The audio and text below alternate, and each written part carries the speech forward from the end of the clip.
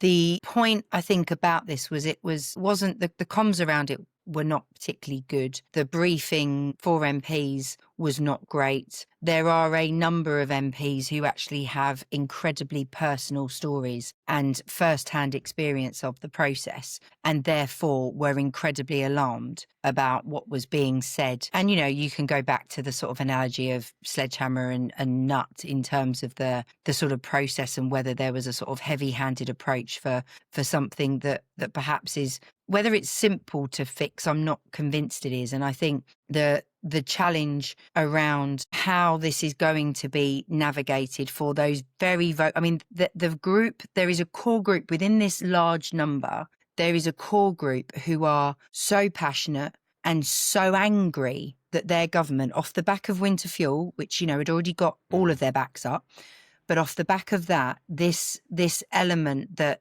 is felt is a completely wrong way of dealing with the welfare issue. That group are so passionate and so vocal, not externally, that many of them have not spoken out in the media, but they've been dangling that as a threat. But they are known by the whips to be problematic because they are talking to their colleagues.